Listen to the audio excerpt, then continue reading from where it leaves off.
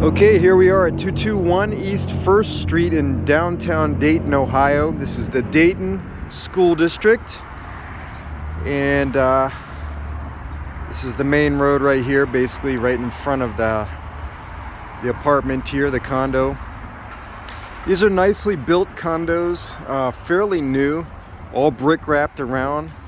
I didn't do the research on it, but I do think these are they're potentially the Ryan build, which is a very good quality as far as the condos go, because they do it industrial grade. So it's a commercial grade type of build. So you have the iron, supports inside and everything. So it's not the same as what you would see in the residential properties. Residential properties are somewhat known to be cheap in quality as far as how they build things. So I've been pretty impressed with what I've seen with the Ryan build condos. If this is one, that would be a good thing. So this is all conveying here. So this little patio area with the lights and everything all convey the patio furniture. And so you basically just enter in on the lower level. This is not the main living area. This is basically a lower level. I've seen this design before in some of the Ryan homes that I've seen before, so that's what makes me kind of feel like this is the Ryan build. I would have to do some research on that. But anyway, this is the lower level, sort of like the basement. I've seen this as like a play area, maybe even the office, but they kind of made it like a bar area, kind of entertaining type area. And that would lead right into the garage that goes upstairs to basically the kitchen / living room. And the lower level basically looks like to be a concrete flooring with a paint on top of it that makes it look nicely done and textured, so you don't slip too well and everything. So this is a garage door into the garage. The garage is a good size for one of these condos, so you basically can fit, it'd be a little tight, but you can fit one car in here. And there's a little bump out over here to have like a work area, a bench area type of thing to do some crafts or something like that. And so kind of neat to see that. And then you do have a little bit more storage in here, as well as the HVAC unit and water heater. This is a 2012 build, 2 bedrooms, 1.5 baths, and combined square footage, I believe, is 1,140 from all 3 levels. So this would be the very first level, and then so then we can go up to the I call it like the main level upstairs, where the kitchen is and the living room area is.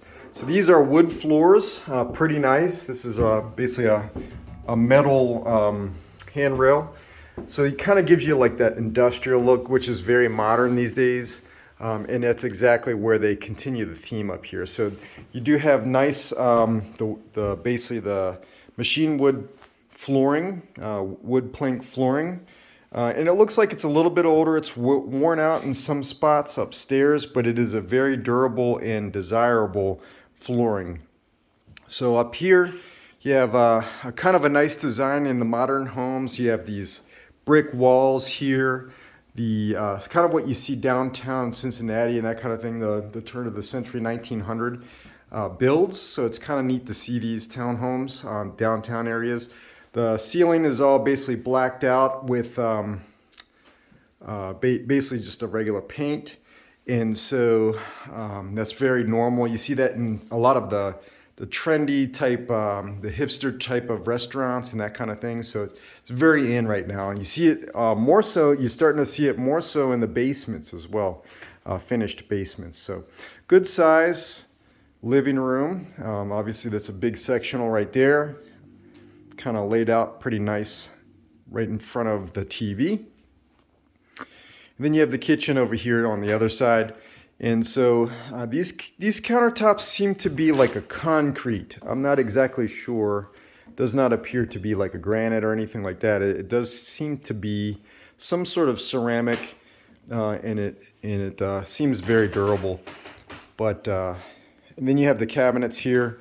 So it's I'd say a medium type of quality cabinet. It's not the no slam, it's not the soft slam, but soft close cabinets. But they look nice black covering on it, which is very trendy. And then you also have the bench on the other side of the sink. So you basically have a center island here with the sink, and then the bench on the other side, which is pretty nice.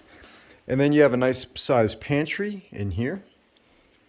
Good size there, and then a half bath over here next to the coffee section. Just looks like a modern, maybe a potentially upgraded pedestal sink, and just kind of a normal toilet in there. And then you have a nice little balcony type of area here. It is kind of out in the, kind of out visible by a lot of, basically all the other houses in the area. And then the parking garage right there. But I believe these parking spaces are assigned to these units. And it appears you might get 2 of them just by doing the math there. You might get 2 assigned, and then potentially 1 out front, which is metered, and then the actual garage downstairs. All right, so then we can go up to the top level, which is basically where the bedrooms are, and then the full bath. So it is basically a two full bedroom and 1 full, 2 bedrooms and 1 full bath and a half. So the half bath was on the main level there we just came from, and then this is where the full bath is, and it's got the Jack and Jill set up, so you basically can enter from the hallway, and then the main bedroom would be on the other side. And so this again has that machine wood flooring, which is very durable, good pattern too. Nice, that darker wood color is what's very popular. They're even getting a little bit darker than this as far as the trends go. Okay, and then just like a nice little walk-in closet. So as far as these bedrooms go, you probably could put a queen in here with the bedroom set. It'd be a little tight. I'm going to pull up the actual dimensions here in a second. So this one's a 12 by 12, 12 feet by 12. And then the master's a 13 by 11. So they're both kind of the same size, just a little bit slightly different. And so, yep, 12 by 12 is okay. As far as a secondary bedroom is kind of normal, 12 by 12. A 13 by 11 is kind of on the smaller side as far as how master bedrooms go. All right, so these are ceramic floors, tiles on the floor, which is grouted, nice. This is basically this sink right here. I was looking at it a little bit earlier. This is that plastic variety of sink, and basically it looks like they actually painted over it, and then had that, which is kind of normal. You're seeing that paint that they're putting on sinks, and it makes it look almost like a marble type of look. And you can actually make them look very, very nice these days with what they're doing with the paints is very impressive, I think. So this is a shower / tub with some inserts for your shampoo and soap and that kind of thing. So it's kind of nice to see that on the insert. There's your toilet. Decent size. You probably even could put 2 sinks in here if you really wanted to squeeze them in there. There's probably enough space to do that. To share potentially if you have a family, a bigger family, that type of thing, and both use the sinks together.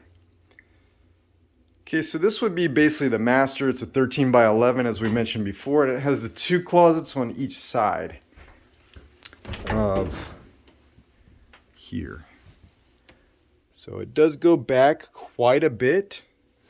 Good size closet. It's a little bit awkward to get back into behind here in order to reach any of the clothes or anything like that. But then you have basically the same setup on the other side. It's not as deep though on this side. It's not as deep.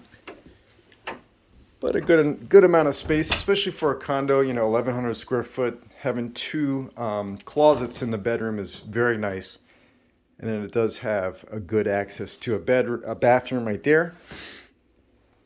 And then that would be the view outside.